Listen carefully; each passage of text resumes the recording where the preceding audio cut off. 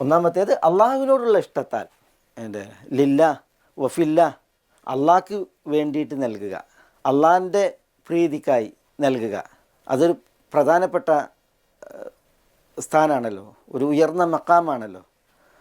അപ്പോൾ അങ്ങനെ നൽകുകയും ചെയ്യുന്നു എന്നാണ് ഇതിൻ്റെ ഉദ്ദേശം എന്നാണ് പറഞ്ഞത്. മറ്റു ചിലർ പറഞ്ഞത് വആതൽ മാല അല ഹുബ്ബിഹി, ഹുബ്ബിനോടുള്ള മാലിനോടുള്ള ഹുബ്ബിനാൽ, അത് ഹുബ്ബുള്ളതോടൊപ്പം നൽകുന്നു. അതാണ് കൂടുതൽ ഇവിടെ യോജിച്ചത്. എന്തുകൊണ്ട്? ഈ ഹി എന്നുള്ള ദമീർ സർവനാമം അത് അഖ്റബുൽ മദ്കൂറിലേക്കാണ് മടങ്ങുക, ഏറ്റവും അടുത്ത് പറയപ്പെട്ട ഇസ്മിലേക്കാണ് മടങ്ങുക. അഖ്റബുൽ മദ്കൂർ, ഇവിടെ അഖ്റബുൽ മദ്കൂർ ആരാണ്? അൽമാൽ എന്നുള്ളതാണ്. അപ്പോൾ കൂടുതൽ ശരിയായ വിവരണം വആതൽമാൽ, അയാൾ നൽകുകയും ചെയ്യുന്നു സമ്പത്തുക്കളെ, അല ഹുബ്ബിഹി, അതിനോട് ഇഷ്ടവും പൂതിയും ഉള്ളതോടൊപ്പം. സ്വത്ത് തനിക്ക് വേണം, ഈ സ്വത്ത് തനിക്ക് സ്വാർത്ഥമാണ്, ആവശ്യക്കാരനാണ് ഞാൻ, എന്നിട്ടും അയാൾ ആ സ്വത്തുക്കളെ നൽകുന്നു. ആർക്ക് നൽകുന്നു? ദവിൽ ഖുർബ, അടുത്ത ബന്ധുക്കൾക്ക്.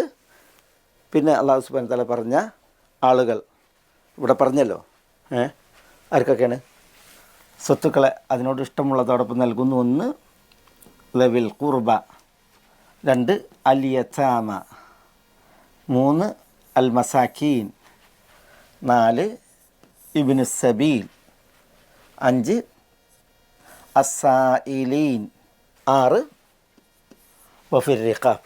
ഈ വകുപ്പുകൾക്ക് നൽകുന്നു. 6 വിഭാഗം ആളുകൾ. ഈ 6 വിഭാഗം ആളുകളും നമ്മൾ പ്രത്യേകം പഠിക്കേണ്ട വിഭാഗങ്ങളാണ്. അതിലൊക്കെയും സുന്ദരമായ കുറേ ചരിത്രങ്ങൾ നമുക്ക് പഠിക്കാനുമുണ്ട്. ഇൻഷാ അല്ലാഹ് അടുത്ത എപ്പിസോഡുകളിൽ നമുക്കത് വിശദമായിട്ട് വരും ബിഇദ്നില്ല. അപ്പോൾ നമ്മൾ ഇവിടെ പറഞ്ഞത് വആതൽ മാല അലാ ഹുബ്ബിഹി, സ്വത്തിനോട് ഇഷ്ടവും പ്രിയവും ഉള്ളതോടൊപ്പം സ്വത്തുക്കളെ അയാൾ നൽകുകയും ചെയ്യുന്നു എന്നുള്ളതാണ്. ഇവിടെ ഞാൻ പറഞ്ഞു സ്വത്തിനോട് ഇഷ്ടമുള്ളതോടൊപ്പം നൽകുക. ഇത് ദാനധർമ്മങ്ങളുടെ വിഷയമാണ്, സദഖ കനിയുന്ന വിഷയമാണ്. കാരണം ഇവിടെ ഈ പറയപ്പെട്ട 6 വിഭാഗം ആളുകൾ അവ അർഹിക്കുന്ന ആളുകളാണ്. നബി സല്ലല്ലാഹു അലൈഹി വസല്ലം തങ്ങളോട് ഒരിക്കൽ ഒരു വ്യക്തി വന്നിട്ട് ചോദിക്കുന്നുണ്ട്, യാ റസൂലല്ലാഹ് നബ്ബിഇനി അയ്യു സദഖതി അഅ്ളമു അജ്റ, തിരുദൂതരെ താങ്കൾ എന്നോട് പറയൂ, ഏത് സദഖയാണ് മഹത്തായ പ്രതിഫലം നേടിത്തരുന്ന സദഖ?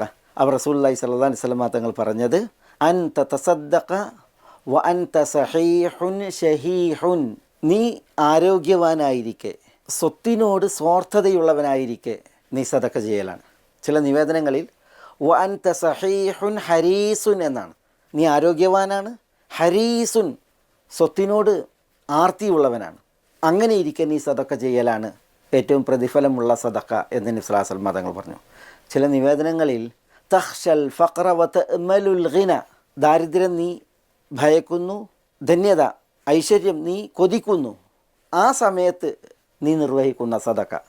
മറ്റു ചില റിപ്പോർട്ടുകളിൽ വ തഅമലുൽ ബഖ വ തഅമലുൽ ഐഷ്, ജീവിക്കാൻ നീ കൊതിക്കുന്നു, ദുനിയാവിൽ ശേഷിക്കുവാൻ നീ പ്രതീക്ഷ പുലർത്തുന്നു, അങ്ങനെ ഇരിക്കെ നീ സദഖ നിർവഹിക്കലാണ് സദഖത്തു അഅ്ളമു അജ്റൻ, ഏറ്റവും മഹത്തായ കൂലി ലഭിക്കുന്ന സദഖ എന്ന് നബിയുന മുഹമ്മദുൻ സല്ലല്ലാഹു അലൈഹി വസല്ലം പറയുകയുണ്ടായി. ഈ ഹദീസിൻ്റെ ചില നിവേദനങ്ങളിൽ കാണാം, വല തുംഹിൽ ഹത്ത ഇദാ ബലഗത് നഫ്സുകൽ ഹുൽഖൂം, ഈ ചെലവഴിക്കുന്നതിനെ നീ പിന്തിപ്പിക്കല്ലേ, വൈകിപ്പിക്കല്ലേ.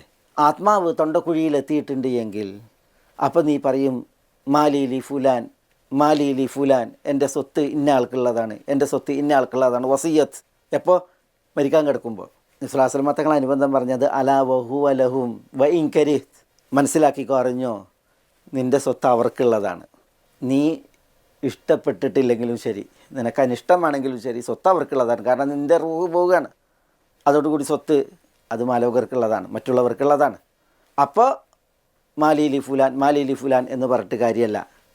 നീ ആരോഗ്യവാനായിരിക്കെ സഹീഹുൻ ഷഹീഹ്, സ്വത്ത് തനിക്ക് വേണം, സ്വാർത്ഥത മൂത്ത അവസ്ഥയിൽ നീ സദക്ക ചെയ്തോ. അതേപോലെ സഹീഹുൻ ഹരീസ്, സ്വത്തിന് അലച്ചിയുള്ളവനായിരിക്കെ ആരോഗ്യവാനായിരിക്കെ സദക്ക ചെയ്തോ. തഖ്ഷൽ ഫഖ്റ വ തഅമലുൽ ഗിന, ദാരിദ്ര്യം ഭയക്കുമ്പോൾ ഐശ്വര്യത്തെ പ്രതീക്ഷിക്കുമ്പോൾ നീ സദക്ക ചെയ്തോ എന്നൊക്കെ റസൂലുള്ളാഹി സ്വല്ലല്ലാഹു അലൈഹി വസല്ലം തങ്ങൾ പറഞ്ഞു എന്നുള്ളതാണ്. ഒരു ഹദീസിൽ നബി സ്വല്ലല്ലാഹു അലൈഹി വസല്ലം തങ്ങളോട് ചോദിക്കുന്നുണ്ട്, അയ്യു സദഖത്തി അഫ്ദൽ.